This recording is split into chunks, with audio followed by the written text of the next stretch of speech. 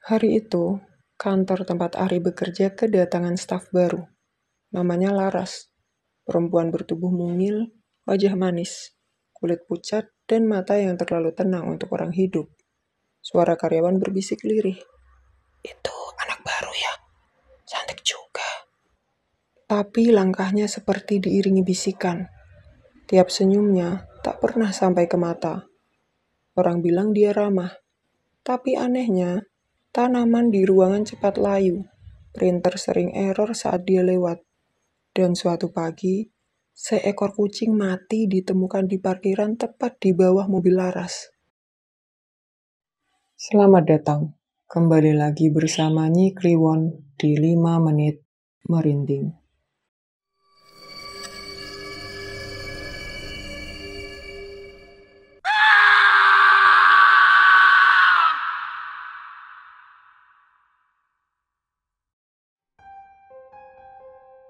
Saat manusia tertidur, ada makhluk lain yang terbangun. Dan di balik semua keheningan, kadang kita tak sadar bahwa ada sesuatu yang sedang mengintai. Malam ini bukan tentang hantu yang menampakkan diri di sudut ruangan. Bukan pula suara langkah kaki tanpa wujud di tengah malam. Tapi ini tentang sesuatu yang lebih gelap dari itu. Tentang cinta yang dilahirkan dari darah najis. Tentang mantra yang diucapkan dengan lidah yang sudah dijilat setan. Tentang seorang wanita yang ingin memiliki suami orang lain, bahkan jika harus menghancurkan nyawa anak kecil yang tak berdosa. Di sebuah desa, hidup sepasang suami istri yang selalu tampak sempurna. Namanya Ari dan Rina. Ari adalah sosok pria yang diidamkan banyak perempuan. Lelaki yang setia, bertanggung jawab, dan tak pernah lalai menunaikan sholat. Sementara Rina adalah istri yang lembut dan sabar. Ibu dari seorang gadis kecil bernama Nadia yang baru duduk di bangku TK. Setiap pagi mereka sarapan bersama. Ari mencium kening Rina sebelum berangkat kerja. Nadia menyusul dengan pelukan kecil di kakinya. Tetangga menyebut mereka keluarga panutan kampung. Tidak ada keributan, tidak ada gosip. Hanya canda tawa, doa, dan cinta yang terasa utuh.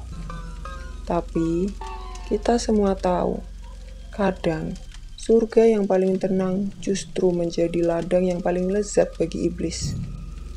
Di balik pintu rumah mereka yang selalu terbuka untuk siapapun, ada satu tamu yang datang diam-diam. Tak diundang, tak membawa senyum, tapi membawa kutukan. Hingga malam-malam mulai berubah.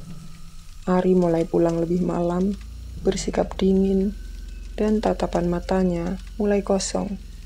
Rina mengira suaminya hanya kelelahan kerja, tapi ada bau anyir yang mulai tercium di balik semua itu.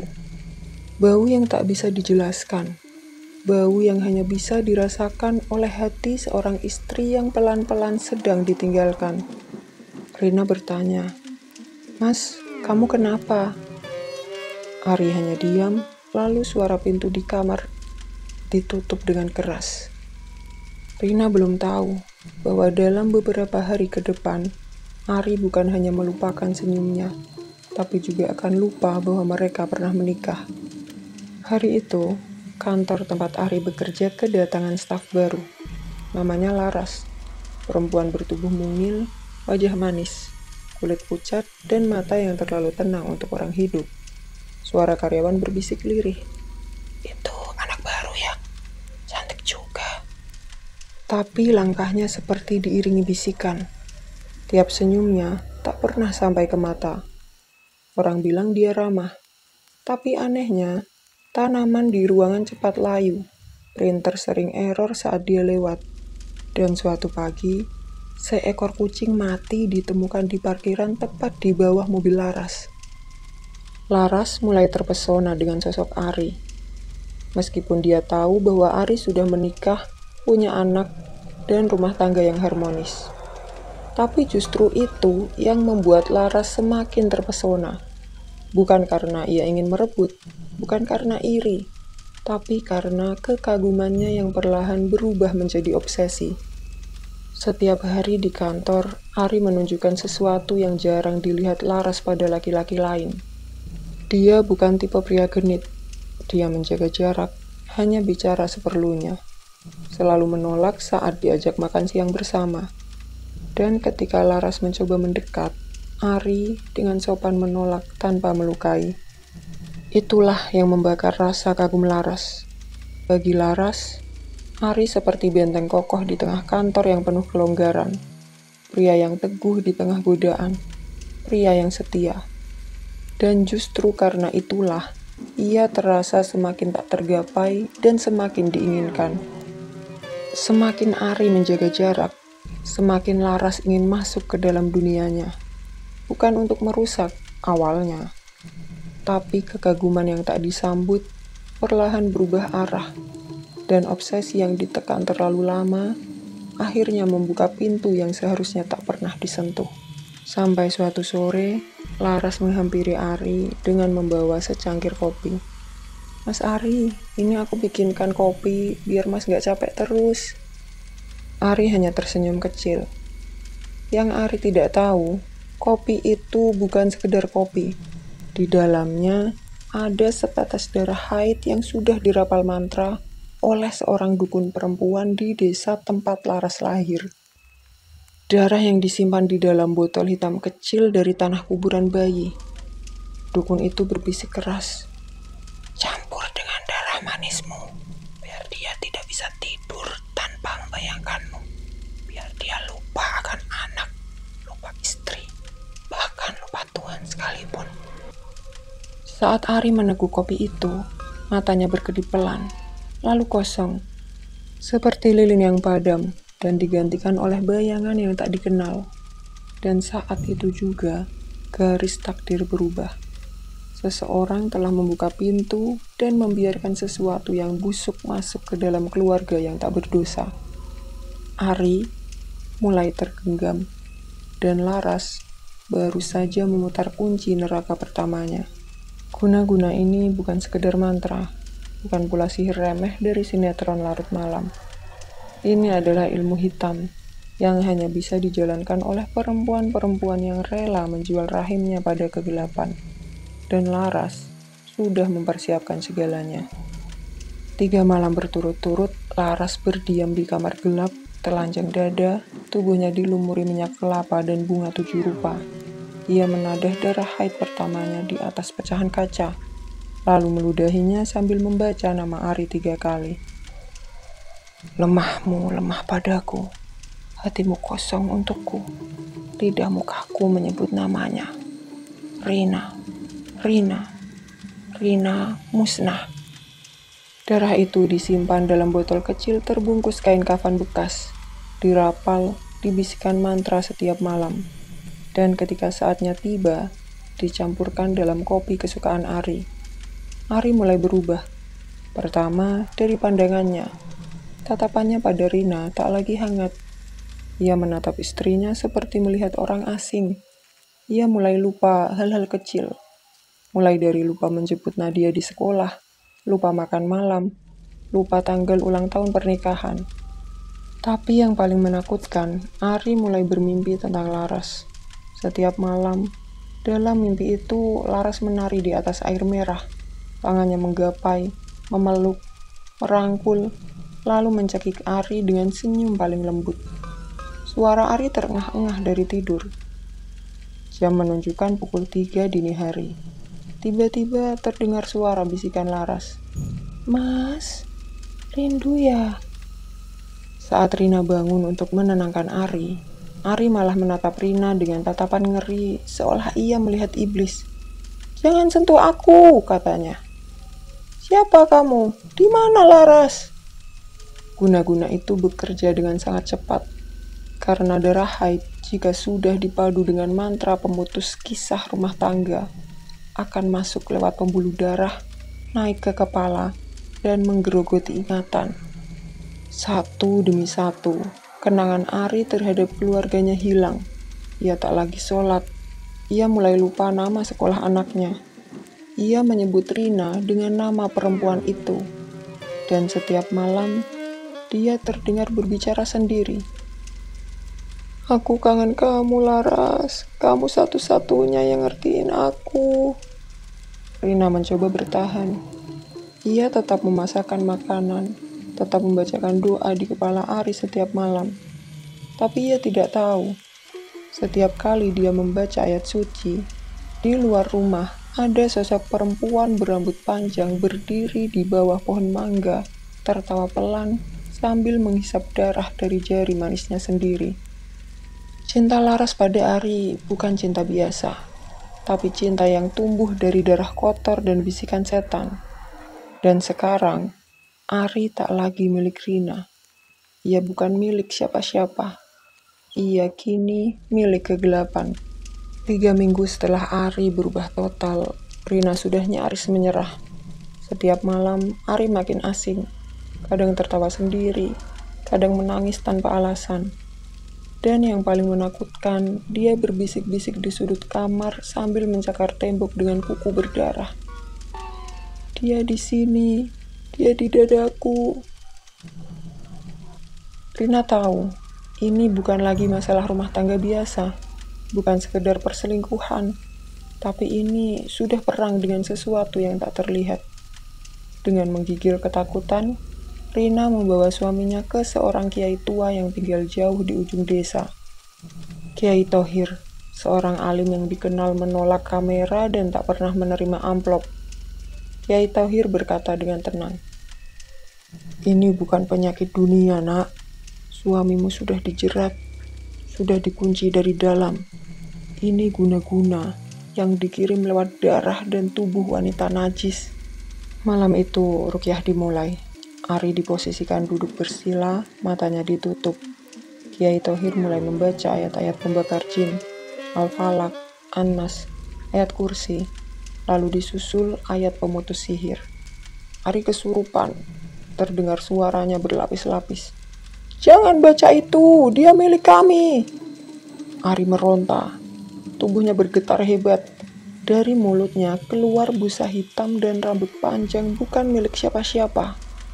Tapi lebih dari itu, bau amis darah haid tiba-tiba memenuhi ruangan. Rina menangis histeris. "Mas, astagfirullah mas, ingat anak kita, ingat Nadia."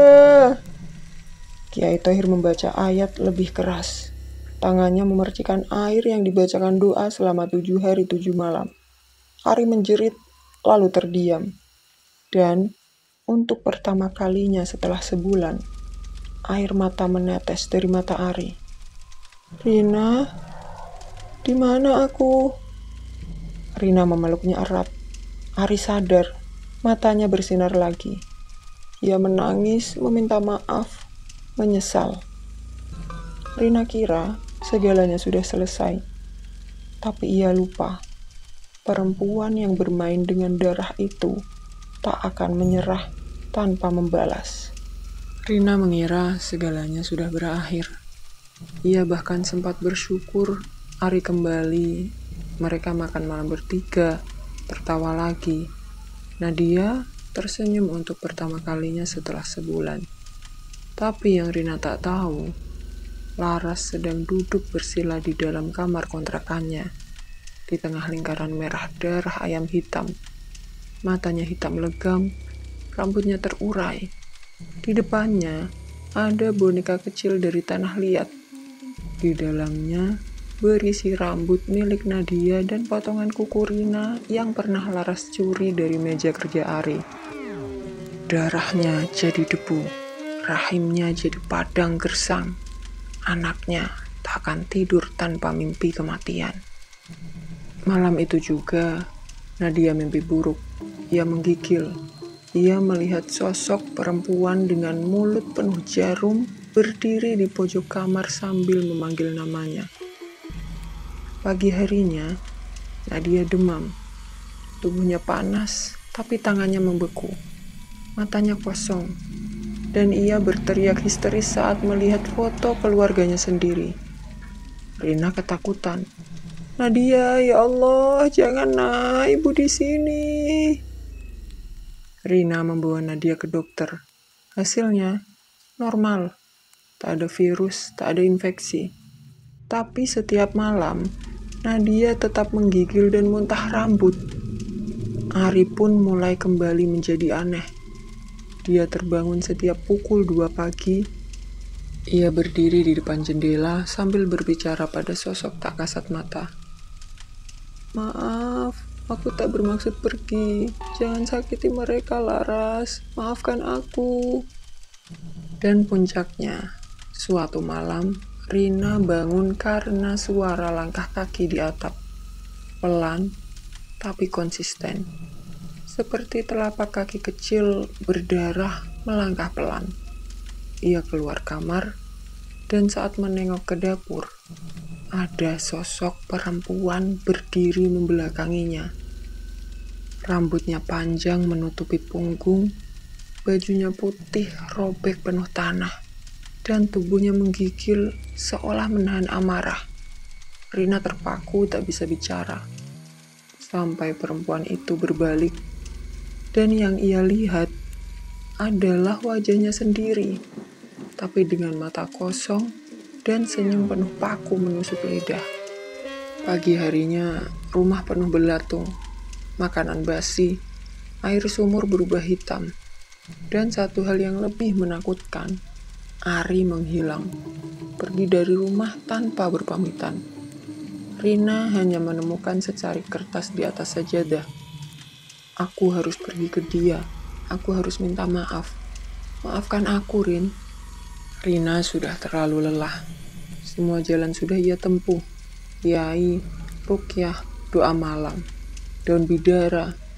Tapi satu demi satu, Ari kembali terseret ke pelukan Laras. Dan Nadia semakin sekarat. Matanya terus terbuka, tapi jiwanya seakan tersangkut di tempat gelap. Ia menggigil setiap malam, dan terus memanggil nama ayahnya, seakan separuh nyawanya ikut tertarik ke dunia hitam. Sampai suatu malam, Rina menangis dalam sujud panjang, lalu dia duduk menatap kosong ke dinding kamar dan berkata, "Ya Allah, kalau memang ini syaratnya, ambil suamiku, asalkan anakku kembali." Keesokan paginya, dia mengirim surat gugatan cerai, tanpa marah, tanpa air mata. Ia bahkan menulis satu kalimat di bawah tanda tangannya. "Selamat tinggal, Mas. Jaga dia baik-baik, walaupun itu bukan aku." 3 hari setelah surat cerai itu sampai, Nadia terbangun dari komanya. Dia menangis, tapi kali ini bukan tangisan ketakutan. Dia bilang, mimpi buruknya hilang. Tak ada lagi sosok perempuan di ujung ranjang. Tak ada lagi sungai darah. Tak ada lagi bisikan jahat. Rina tahu, dia sudah kalah. Tapi justru karena itulah, dia menang untuk anaknya. Dia dan Ari resmi bercerai. Ari pindah ke kota bersama Laras. Tak pernah lagi menengok rumah lama, tak pernah lagi menghubungi. Waktu telah berlalu, rumah Rina tetap berdiri, sunyi, tapi penuh doa. Di kamarnya, sajadah masih terbentang. Dindingnya berlumur kenangan yang tak bisa dilukis kembali. Nadia tumbuh, perlahan tapi pasti. Mata kecil itu kini membawa beban kedewasaan, karena ia tahu ibunya pernah bertarung dengan kegelapan dan menang. Bukan dengan kekerasan, melainkan dengan keikhlasan. Ada cinta yang dibangun dari kejujuran, kesetiaan, dan doa. Dan ada pula cinta yang dipaksakan, dipelintir, bahkan ditumbalkan dengan ilmu hitam. Cinta yang lahir dari tipu daya dan sihir tidak akan pernah membawa kedamaian. Ia hanya akan melahirkan rasa sakit yang tak selesai dalam satu generasi. Dan kadang, satu-satunya cara menang melawan kejahatan bukan dengan membalas, tapi dengan merelakan. Karena tidak semua yang kita pertahankan layak untuk dimiliki. Dan tidak semua yang kita lepaskan berarti kita kalah. Kadang, memilih melepaskan adalah bentuk tertinggi dari kasih sayang.